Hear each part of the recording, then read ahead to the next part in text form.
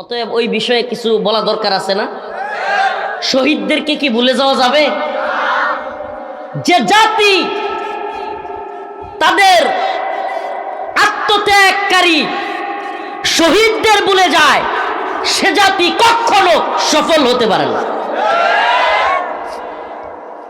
শহীদদেরকে ভুলে যাওয়া যাবে?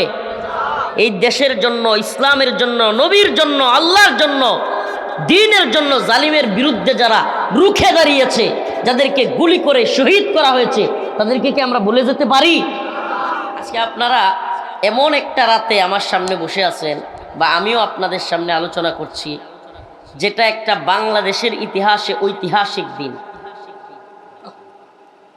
বাংলাদেশের মুসলমানদের জন্য, ইসলাম প্রেমীদের জন্য, নবী প্রেমীদের জন্য আজকের এই রাতটা, যেই রাতে আপনি কথা শুনছেন, আর কিছুক্ষণ পরেই গুলি করে শত শত মানুষকে শহীদ করা হবে এবং আহত করা হবে। মানে আজকে না, আর কি 2013 সালের আজকের এই দিনে, 2013 সালের আজকের এই দিনে 5ই মে, আজকে কত তারিখ?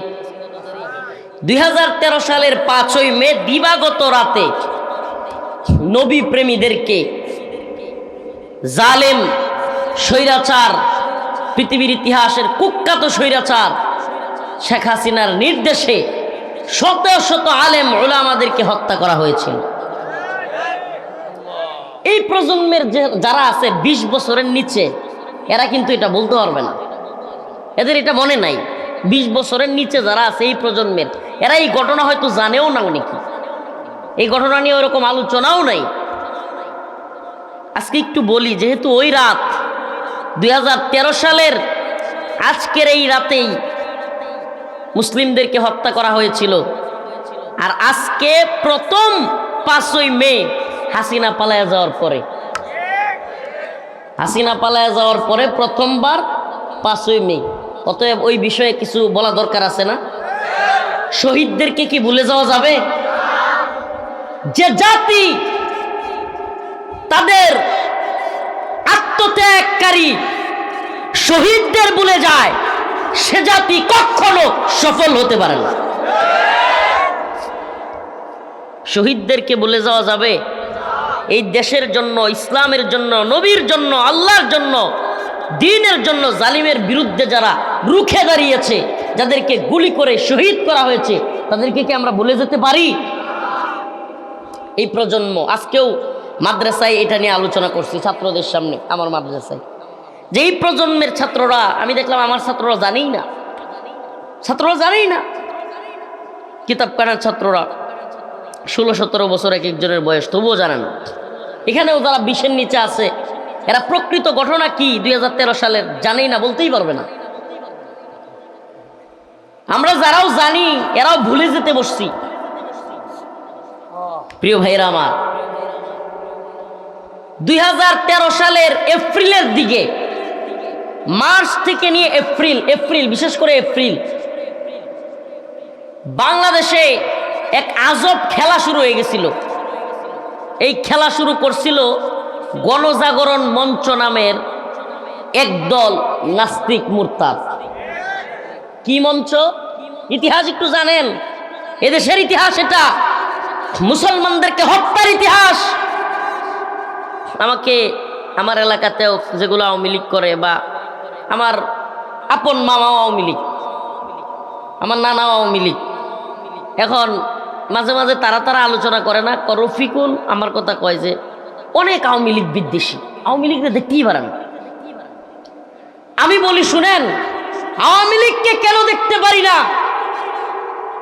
মনে করবেন যে হুজুরে শুধু জেলে নিছে, এবার হুজুরে রিমান্ডে নিছে, মামলা দিছে, এই জন্য দেখতে পারে না। না রে ভাই, একটু জানেন আপনি 2013 সালের 5ই মে আলেম ওলামা, ছাত্র জনতা, নবী প্রেমীরা শাপলা চত্বরে আল্লাহর নবীকে কটূক্তি করা হয়েছে, গালি দেওয়া হয়েছে, এজন্য আন্দোলন করতে গেছে। গভীর রজনীতে, রাত্র 2টা-3টার সময় তাহাজ্জুদরত, নামাজরত, তসবিহ হাতে থাকা মুসলমানদের উপর, ঘুমিয়ে থাকা নিরীহ মুসলমানদের উপর নির্বিচারে গুলি চালিয়েছে, হত্যা করেছে। একটু অনেকেই তো বুঝবে না যে হুজুর কেন গেছিল, তারা কি হয়েছিল, এজন্য একটু পূর্ব থেকে টান দেই। গণজাগরণ মঞ্চ কি মঞ্চ? হঠাৎ করে টিভি চ্যানেলগুলোতে আর কোনো নিউজ নাই, কি সারাক্ষণ খালি একটাই দেখায়, নতে নিজামি তুই রাজাকার তুই রাজাকার। ওরে কি বাপ, সতে সাইদি তুই রাজাকার তুই রাজাকার। নাউজুবিল্লাহ। ওমা আপনারা মুরব্বীরাও বুঝে গেছেন নাকি? পুরো মাস ব্যাপী খবরে টিভি চ্যানেলে আর কিচ্ছু দেয় না। ওমা এ কোন আজব কারবার, এক মাস সবাই ভুলে গেছেন নাকি?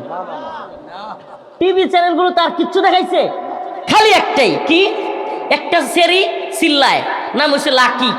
নাম কি?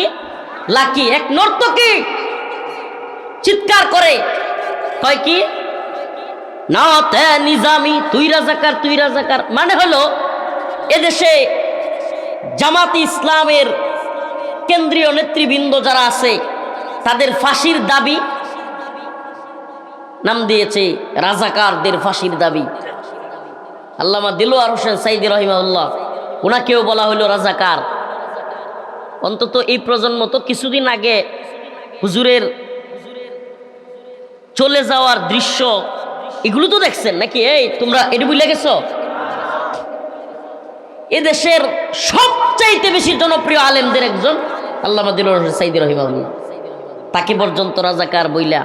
ওখান থেকে একটা মেয়ে লাকি এইভাবে বলতো, কতে কাদের মোল্লা তুই রাজাকার তুই রাজাকার। আর সারাদিন ওই একটা সেরি লাফাইতো মাইক নিয়ে, আর সবগুলো মিলে হাততালি দিত আর চিৎকার করতো। হুজুরদের মনে আছে কিনা এক হাস্যকর ঘটনা এদের মধ্যে ঘটছিল। হঠাৎ করে একদিন এদের একটা মরে গেছে গা। এখন শাহবাগে, জায়গাটা কোথায়? শাহবাগে। ওইটার জানাজা পড়ছে সবগুলো মিললে অজু ছাড়া। এটা তো নিউজ হয়েছিল, তখন অজু করে নাই, যাই নাই কোনো দিকে অজু করতে, অজু ছাড়াই ওইটার জানাজা পড়তেছে। গণজাগরণ মঞ্চ এই প্রজন্ম জীবনেও 20 বছরের নিচে বা 18 বছরের নিচে ওই সময়টার কথা আমি যত বয়ান করি বোঝানো সম্ভব না। আরে ভাই আপনি কি বলবেন, তখন আওয়ামী লীগ সরকার ছিল না, বিএনপির সরকার ছিল না, একটাই সরকার ছিল, ইমরানের সরকার। এটা এখন বুঝাইতে পারবো না। কয় হুজুর কয় কি, আওয়ামী লীগ তো ক্ষমতায়, তাইলে আওয়ামী লীগ ক্ষমতায়, কিন্তু মন্ত্রীদের কোনো পাওয়ার নাই, কারো কোনো পাওয়ার নাই। মিডিয়া দৌড়াদৌড়ি, সব TV channel, R TV, N TV, BTV, 71 news, 24, Prothom আলো, প্রথম অন্ধকার, সবগুলো দৌড় খালি কি ইমরান ঈদ সরকার কি বলে, একটাই কথা। ওমা আর কোনো চ্যানেল, আর কোনো নিউজ নেই। সারা দেশের শাহবাগে হাজার হাজার নর্তকীদের, নাস্তিক মুরতাদদের মিলন মেলা, হাজার হাজার। আর শাহবাগ মুরে রাস্তাঘাট সব বন্ধ করে দিয়া মাসকে মাস অসল অসল, পুরো অসল। একদিন হুজুররা কোনো আন্দোলনে নামলে আর রাস্তা বন্ধ করলেই কিছু দেখবেন অতি সুশীল বুদ্ধিজীবী, তারপরে হইল সেকুলার প্রগতিশীল, এই মাথা মোড়াগুলো, এই একচোকাগুলো চিৎকার শুরু করবে, হুজুররা রাস্তাঘাট বন্ধ করে মানুষকে অশান্তি সৃষ্টি করে, হুজুররা এই করে সেই করে। মাসের পর মাস ইমরানের সরকার এবং গণজাগরণ মঞ্চ 2013 সালে রাস্তাঘাট অবরোধ করে, এমনকি ওই শাহবাগে আপনার বাংলাদেশের সবচাইতে বড় যে মেডিকেল হসপিটাল, এই মেডিকেলের রোগীরা যারা কিনা আপনার হাত কেটে গেছে, পা কেটে গেছে, কিংবা শরীরে ভয়াবহ অবস্থা, ক্যান্সার বা বিভিন্ন শ্বাসকষ্ট হচ্ছে, একটু পরেই মনে হয় মারা যাবে, এরপরে আপনার অক্সিজেন দেওয়া, এমন রোগীরা পর্যন্ত রাস্তায় আটকে আছে। একদিন হইলে তো কথা আছে, কয়দিন? মাসকে মাস, 1-2 দিন না। এখানে হাজার হাজার লোক থাকে, কে বা কারা জানি বিরিয়ানি দেওয়া যায়, এরা এনে বইয়া খায়, ইনে হাগে ইনে মুতে, অজু ছাড়া জানাজা পড়ে। চলছে বছর কি বছর, এই প্রজন্ম হাসতেছে, বুঝবে না হুজুর কয় কি, এগুলো চলছে। আর এগুলো কি লাইভ টেলিকাস্ট, টিভির পর টিভি। আজকে বলি আপনাদেরকে, এগুলো তো হাসিনা থাকার অবস্থায় ঘটছে। হাসিনা যাওয়ার পরে প্রথম 5ই মে, আজকে বলি এগুলো সম্পূর্ণ হয়েছে ভারতের গোয়েন্দা সংস্থা রয়ের প্ল্যানে, রয়ের টাকায়, রয়ের অর্থে, রয়ের সহযোগিতায় সব কিছু টাকা দিয়েছে শেল্টার দিয়েছে উদ্দেশ্য ছিল কি জানেন? উদ্দেশ্য ছিল এদেশের ইসলামপন্থী দল এবং ইসলামপন্থী নেতাদেরকে শেষ করে দেওয়া। উদ্দেশ্য কি ছিল? এদেশের ইসলামপন্থী দল এবং ইসলামপন্থী নেতাদেরকে শেষ করে দেওয়া। ইমরানের সরকার কি বলতেছে, ইমরানের সরকার কখন কি বিবৃতি দিচ্ছে, বাবারে বাবা, একটা এলাহি কাণ্ড। একটা কথা আছে না যে পিপিলিকার পাকা গজায় মরিবার তরে, শুনছেন না আপনারা? এবার তো তারা যখন সরকার হয়ে গেছে, তারাই রায় দেয়, তারাই সব কিছু।